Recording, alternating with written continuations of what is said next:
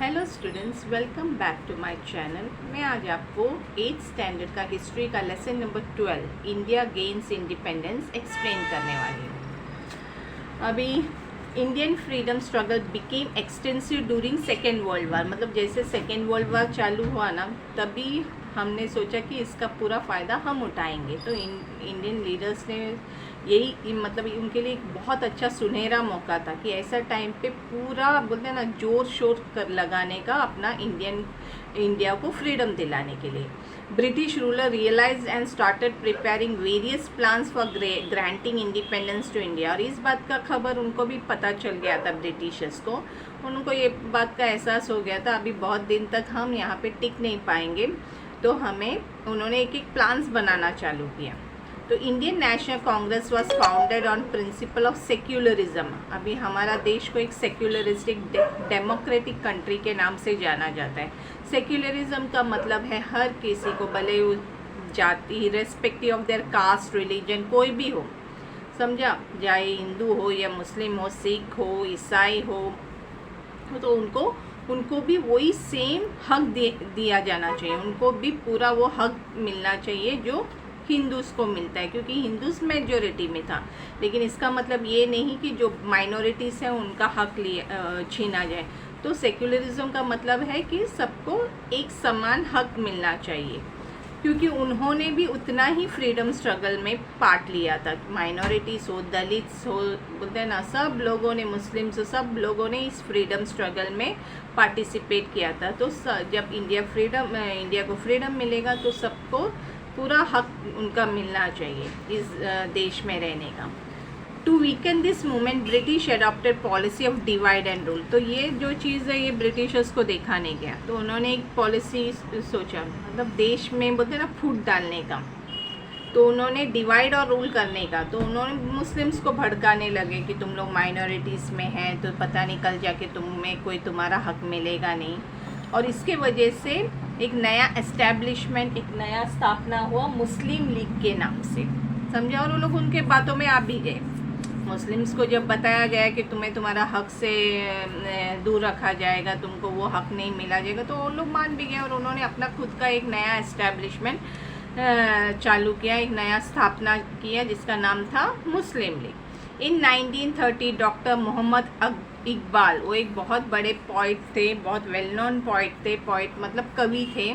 उन्होंने ये बात सामने रखी कि हमें अपना इंडिपेंडेंट मुस्लिम स्टेट चाहिए। मतलब उनका कहना था कि हमको मुसलमानों के लिए एक अलग सा स्टेट दे दो, और उसको पूरा सपोर्ट लेटर चौधरी रहमत Ali put up the idea of Pakistan. Pakistan का जो आइडिया था वो कौन था? चौधरी रहमत अली का था और डॉक्टर मोहम्मद इकबाल। इन्होंने ये बात सामने रखी कि हम हिंदुओं के साथ नहीं रह सकते, तो हमें एक अलग सा कंट्री चाहिए, और वो बना Pakistan. Barrister Mohammad Ali Jinnah put for the two nation theory, और उसे टू नेशन थियरी बोला जाता है। बैरिस्टर मोहम्मद अली जिन्ना जो थे, उन्होंने ये बात रखा कि हमें एक और डिमांडेड ए सेपरेट मुस्लिम नेशन नेम पाकिस्तान। और इस तरह से पाकिस्तान एक बोलते हैं ना एक हिस्सा, भारत का एक हिस्सा था जो अब पाकिस्तान बन गया है, क्योंकि मुसलमान लोग वहाँ पर, ज़्यादातर मुसलमान वहाँ पर चले गए। Propaganda was started by barrister Jinnah and the Muslim league, क्योंकि जिन्ना और मुस्लिम लीग ये थे जिसने बोला कि नहीं हम हिंदुओं के साथ रह नहीं सकते हैं, हमारा और उनका तालमेल नहीं होगा। ये सब बात जो बोलते हैं ना, झूठी बातें फैलाई। किसने? बैरिस्टर जिन्ना और मुस्लिम लीग्स के मेंबर्स ने, क्योंकि उनको एक अलग देश चाहिए था। एक्चुअली जिन्ना को यहाँ का प्राइम मिनिस्टर बनना था। फ्रीडम मतलब एक बार इंडिया फ्रीडम हो जाए तो उसको बनना था यहाँ का प्राइम मिनिस्टर, जो उसको पता था कि वो नहीं बन सकता, तो उसने अपने लिए एक अलग कंट्री मांगा, और वैसा जिन्ना ने पाकिस्तान मांग लिया। नेक्स्ट आता है Wavell plan. In June 1945 Lord Wavell, the viceroy of India, Drew up A plan. एक प्लान उन्होंने बनाया। कौन? वाइसरॉय ऑफ इंडिया का। इसका नाम दिया वेवल प्लान। उसमें मुस्लिम्स, दलित्स, माइनॉरिटीज़ जो भी है, दलित माइनॉरिटीज़ में क्रिश्चियंस आएंगे, सिख्स आएंगे, बुद्धिस्ट आएंगे, तो ये सब लोग should be given proper representation and there will be equal number of Hindu and Muslim member in the council. ये काउंसिल जो वाइसरॉय का काउंसिल है उसमें हिंदू और मुस्लिम इक्वल नंबर में रहेंगे, और उसके अलावा दलित और बाकी के माइनॉरिटीज़ भी रहेंगे।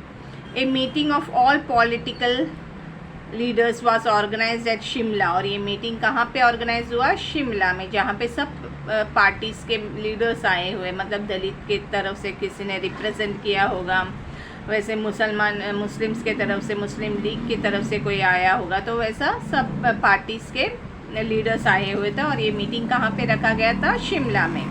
Barrister Jinnah insisted that only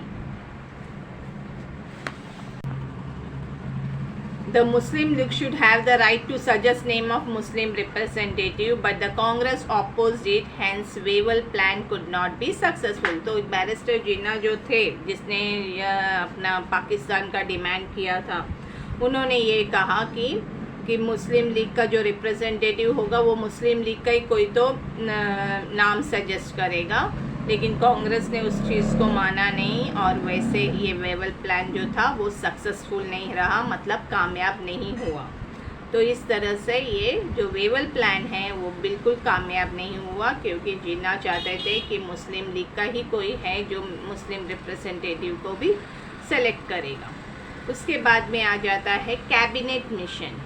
British rulers were in favour of granting freedom after second world war. Britishers तैयार हो गए थे, क्योंकि उनका ये वर्ल्ड वार में काफ़ी उनका भी बहुत नुकसान हुआ था, तो वो तैयार हो गए थे। दे वर रेडी कि फ्रीडम, आज़ादी देने का बारे में वो सोच रहे थे।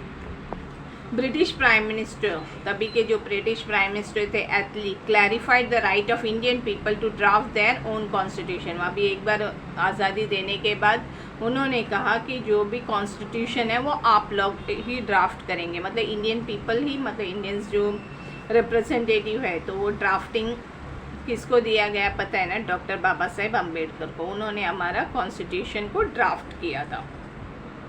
It was made clear that the issue of minorities will not come in way of India's independence। और ये भी बात उन्होंने किया था एटली कि जो भी माइनॉरिटीज़ का इशू है वो इंडिपेंडेंस के रास्ते पे कोई नहीं आएगा, मतलब आज़ादी के में कोई प्रॉब्लम नहीं लाएगा, हम लोग आपको आज़ादी दे देंगे करके। In March 1946 delegation of British ministers namely Pethick Lawrence, Stafford Cripps and A.V. Alexander put forth England's plan regarding India in front of Indian leaders, which is called as cabinet mission।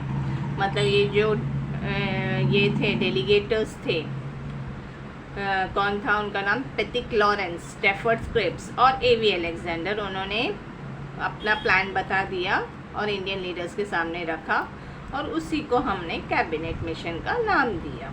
This cabinet mission was not fully accepted as there was no provision of independent state for the Muslim। लेकिन ये cabinet, इसमें Britishers थे, जो भी डेलीगेटर्स थे, British डेलीगेटर्स ने, उन्होंने मुस्लिम का अलग स्टेट के बारे में कोई बातें नहीं की थी, मतलब कुछ भी उसमें इंक्लूडेड नहीं था।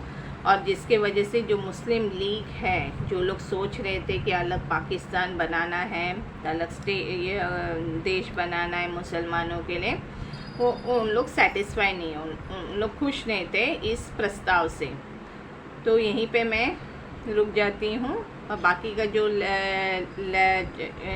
चैप्टर है मैं नेक्स्ट वीडियो में एक्सप्लेन कर दूँगी। आई होप आपको ये लेसन जो मैंने बताया, एक्सप्लेन किया, वो समझ में आया होगा। अगर आपको अच्छा लगा हो तो आप प्लीज़ इसे लाइक, शेयर और सब्सक्राइब कीजिए। Thank you.